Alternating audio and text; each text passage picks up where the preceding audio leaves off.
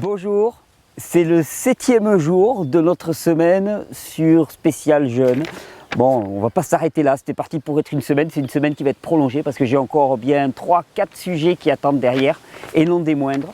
J'ai été extrêmement touché par l'enthousiasme qu'a suscité la vidéo qui a été diffusée hier sur le jeûne sec pour comprendre exactement les mécanismes du jeûne sec et comprendre que vraiment le jeûne sec c'est le jeûne puissance 3, puissance 10, hein, et vraiment de voir votre enthousiasme, la façon dont vous avez apprécié les explications, ça m'a beaucoup touché, parce que pour moi le jeûne sec, ça a vraiment été une découverte phénoménale.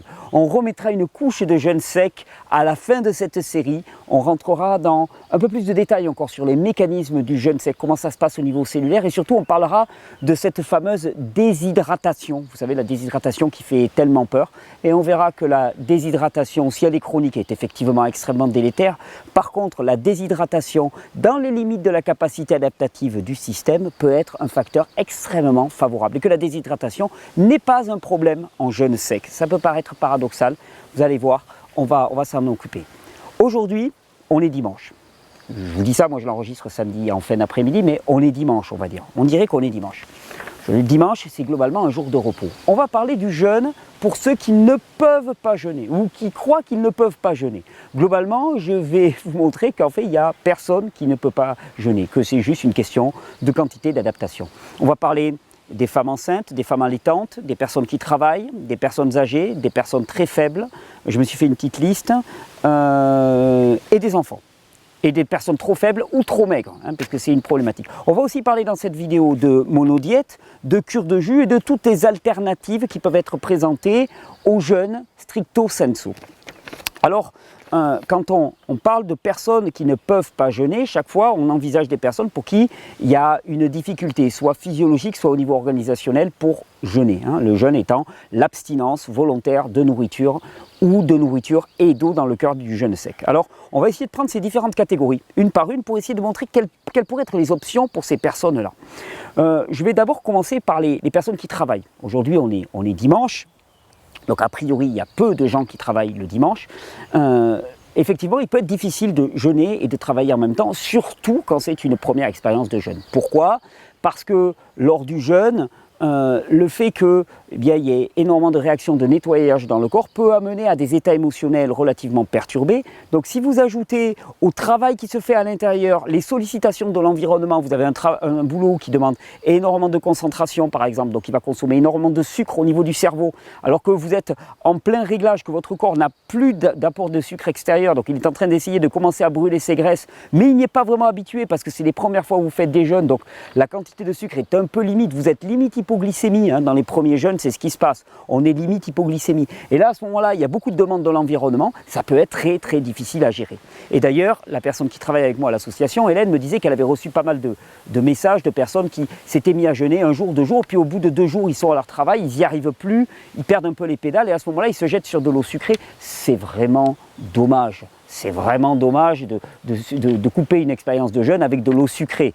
Prévoyez d'avoir avec vous un petit jus de légumes ou quelques dattes ou un morceau de fruit et puis croquez-vous-le tranquillement. C'est vraiment dommage. Alors, par rapport au travail, eh bien, la règle elle est simple pour moi.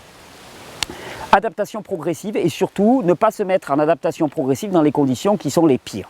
C'est-à-dire qu'il n'y a pas de meilleur moment pour expérimenter le jeûne que quand on est au repos, quand on est en vacances, quand on n'est pas sollicité, quand on peut maîtriser son environnement. Si tu as un petit passage à vide au début, un petit passage de faiblesse, surtout dans la période où ton corps commence à s'adapter au nouveau carburant intérieur et n'a plus le carburant extérieur, à ce moment-là, si tu es en repos, il n'y a aucun problème, tu prends ton temps.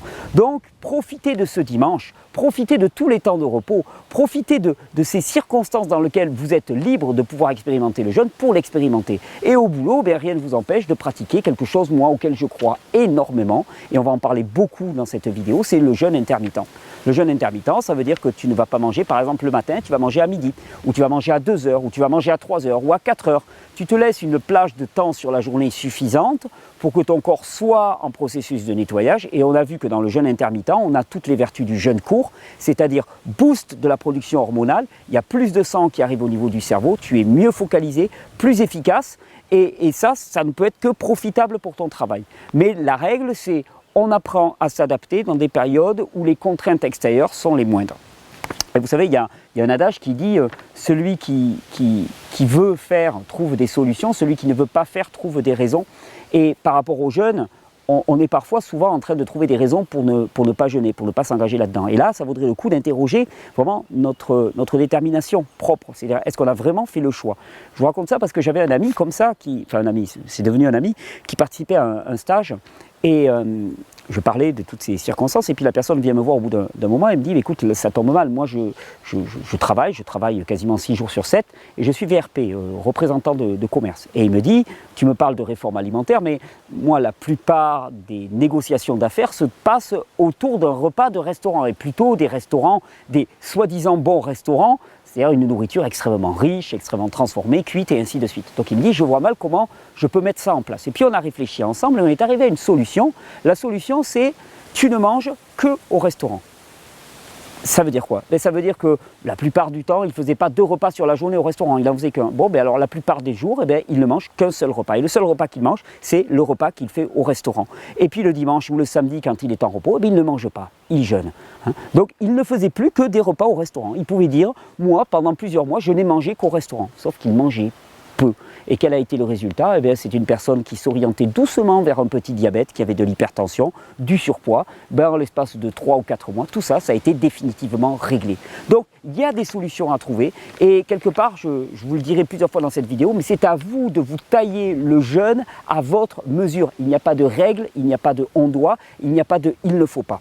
Donc, pour les personnes qui travaillent, surtout ne commencez pas des expériences de jeûne pendant votre travail, commencez-les pendant le week-end et n'implémentez dans votre vie de travail que des solutions de jeûne que vous maîtrisez déjà. Par exemple, tu peux commencer à expérimenter le jeûne intermittent le week-end. Si le week-end ça passe bien, tu fais du jeûne intermittent pendant le travail.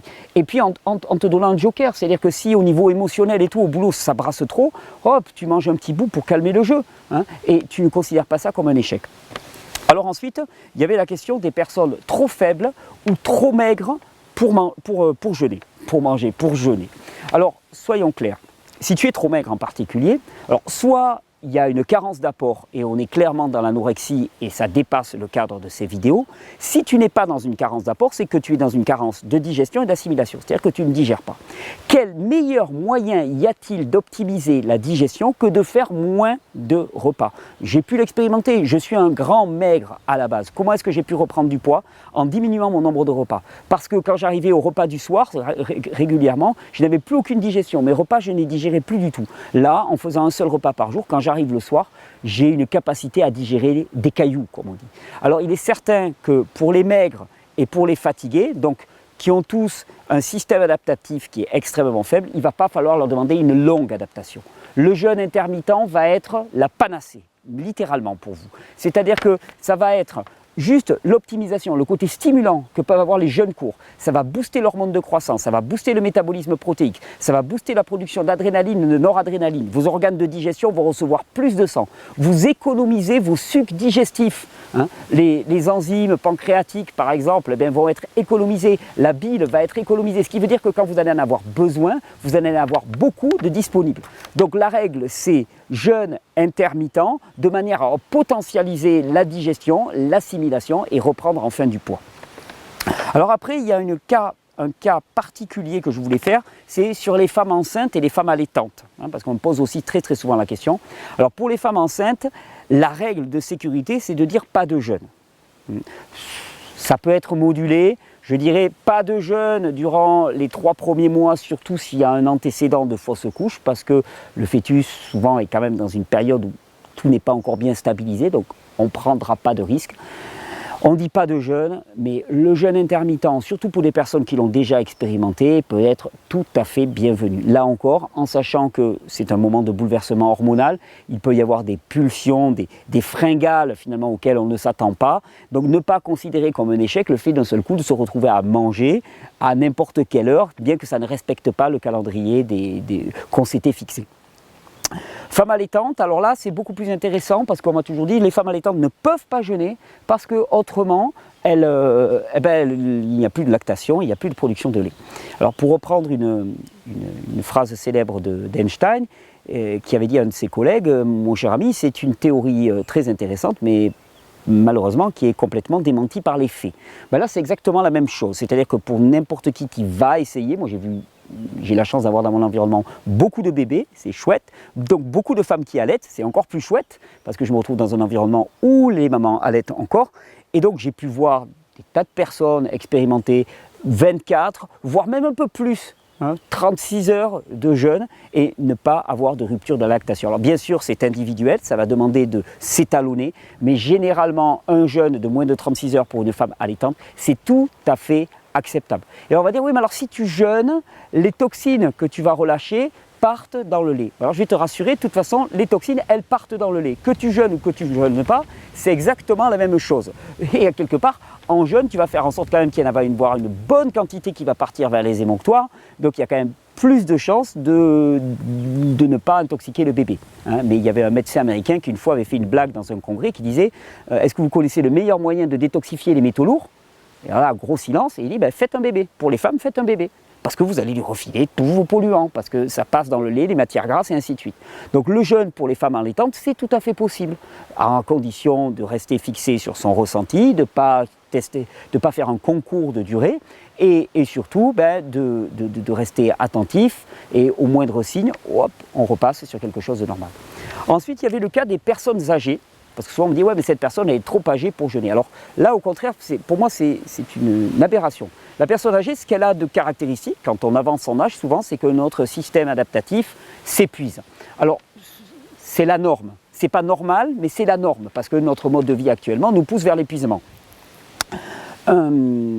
Pour ces personnes-là, pour les personnes âgées, pour lesquelles il y a un épuisement du système adaptatif, mais il y a aussi un ralentissement de tout le métabolisme, c'est-à-dire que ce sont des personnes qui vont moins brûler.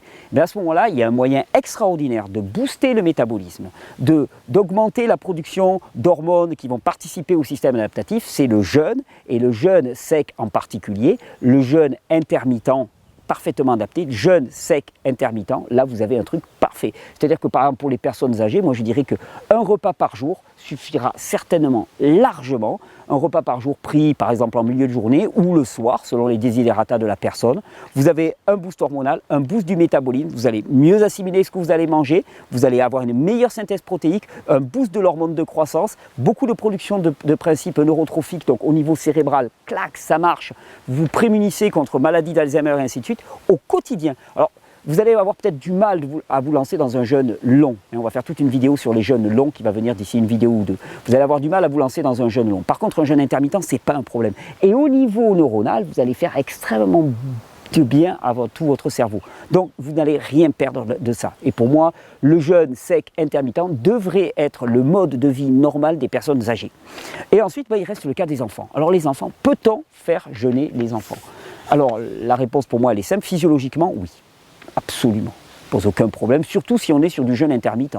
Si on est sur du jeûne intermittent, ça ne pose aucun problème, étant donné, on est bien d'accord, que quand on parle de jeûne intermittent, on ne parle pas de restriction, on ne parle pas de restriction calorique, on ne parle pas de restriction de quantité, on parle de restriction du nombre de prises alimentaires. C'est-à-dire, on fait 2 repas plus copieux plutôt que d'en faire 4.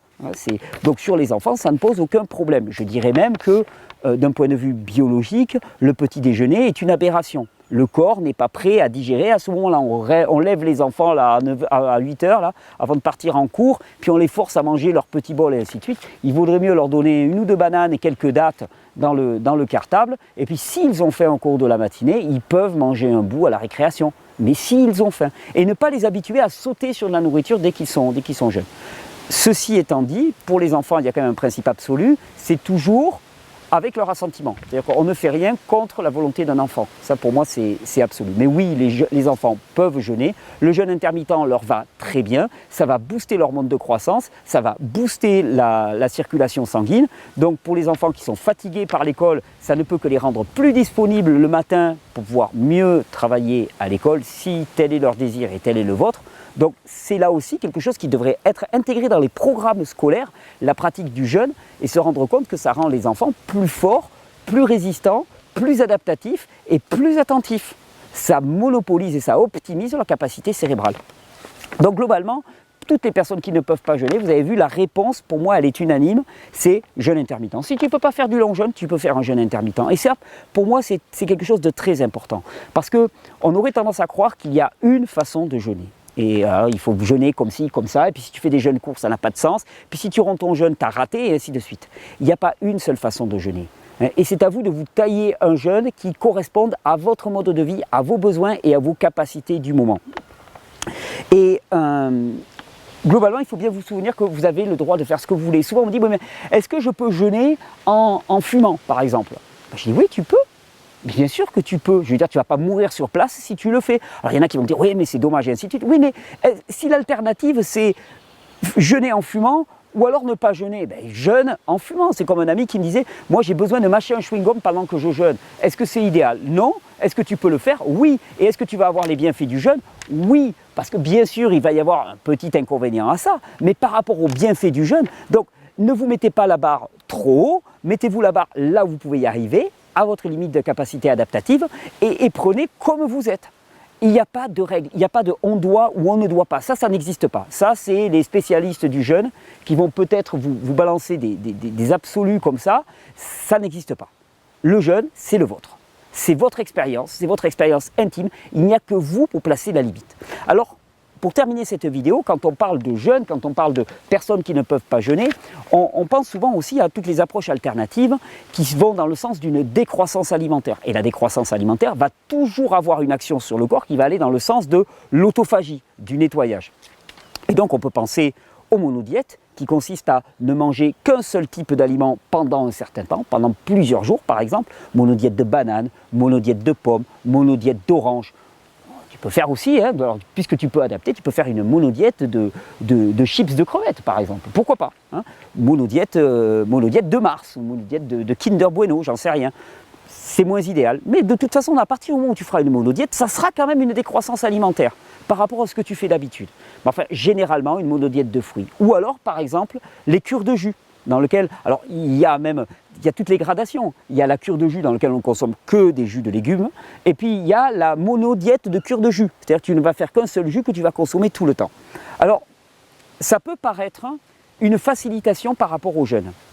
On peut se dire, pour les personnes qui ne peuvent pas jeûner, ceci est plus facile à faire. En vérité, c'est le contraire. Je vais vous dire pourquoi.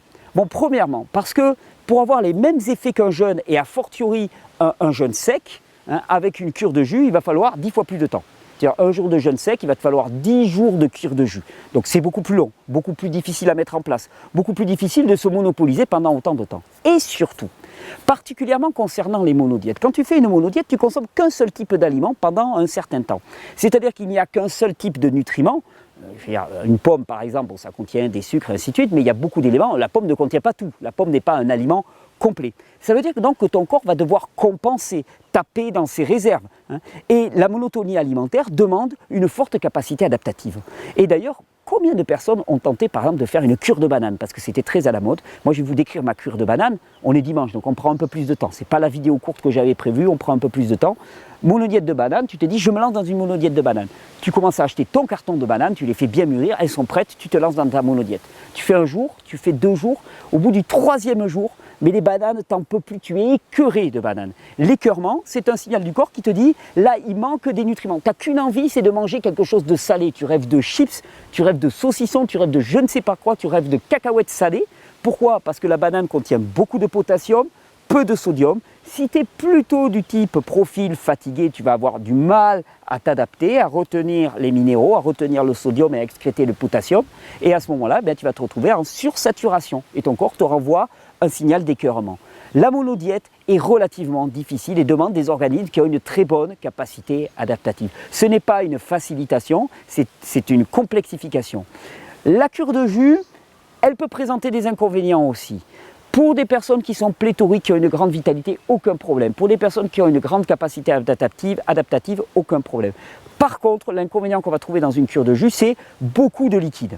Et ce beaucoup de liquide, je vous renvoie à la vidéo que j'ai fait sur le jeûne sec et sur le jeûne à l'eau versus le jeûne à l'eau.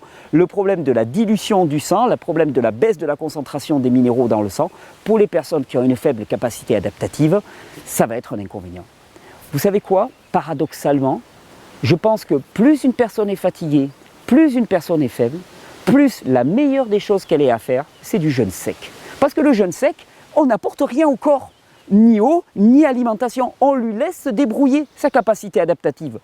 elle n'est pas vraiment sollicitée. Alors bien sûr, si la personne est particulièrement fatiguée, on va commencer par un tout petit jeûne sec, un jeûne sec intermittent, mais par expérience, croyez-moi, le plus facile, c'est le plus radical, c'est le plus absolu, c'est le jeûne sec.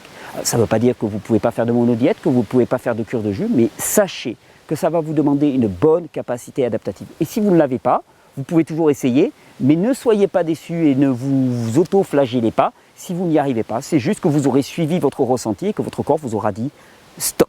Alors j'espère qu'au travers de cette petite vidéo très pratique, très simple, hier c'était très théorique, très scientifique, là c'est très pratique, partage d'expérience, vous aurez trouvé la motivation de ne pas chercher des raisons pour ne pas faire, mais de trouver des solutions pour adapter le jeûne à votre mode de vie, à votre réalité. Parce que personne ne peut vous dire quel est le bon jeûne pour vous, sinon vous.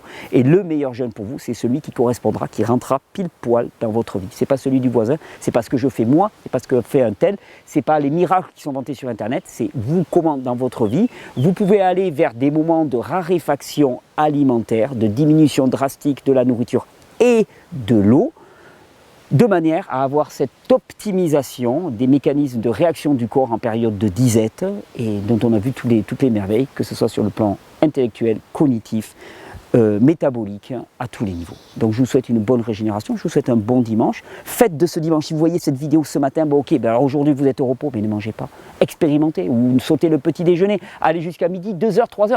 Et c'est le jour où il faut le faire, non ? Et je vous souhaite une bonne régénération. On se retrouve demain. Demain, on va parler de protéines et de perte de muscle pendant le jeûne. C'est un truc qui revient très souvent, ça. On jeûne, on perd du muscle. C'est si vrai ? On va voir. Je vous souhaite une bonne régénération. Petit clap de fin. On va le faire rapide parce que la vidéo a l'air d'être un petit peu longue. Petit clap de fin. Je vous rappelle la formation à Paris. Maintenant, j'ai pas regardé ce matin, mais il ne doit plus en rester qu'une dizaine ou une vingtaine de places. Donc, pour ceux qui veulent venir, vous pouvez venir, c'est le 9 et le 10 juin. Sinon, vous avez les formations qui sont disponibles sur le site regener.org, des petites clés USB, des téléchargements. C'est l'intégralité de mon cours si vous voulez aller plus loin. Et je vous annonce pour cet hiver la sortie d'un programme spécifique, qui sera un programme d'accompagnement sur plusieurs mois pour les personnes qui veulent changer de mode de vie, avec tout dans les détails pratiques. Comment faire en sorte, alimentation, rythme de vie, sport, hormèse, jeûne et ainsi de suite. Ça sera vraiment un accompagnement, une université auquel chacun pourra avoir accès. Et ça, c'est un super projet dans lequel je suis en train de m'investir. Je vous en reparlerai quand ça sera prêt, l'hiver prochain à peu près, ça devrait sortir. Sinon, à part ça, je vous encourage à aller faire un tour chez notre partenaire Régénérescence, qui a des super mélanges de plantes, des extracteurs de jus, des tas de produits. Que pour la plupart d'entre eux, j'ai participé à leur sélection, donc je les approuve. Et en plus, chaque fois que vous achetez là-bas, il y a une petite commission qui nous revient et ça nous aide à fonctionner. Je vous souhaite une bonne régénération, de vous abonner, d'envoyer un petit pouce bleu si cette vidéo vous a plu, vous a convenu, vous a donné des éléments pour avancer. Et on se retrouve demain matin. Et bon dimanche, ne perdez pas votre dimanche, ne faites rien.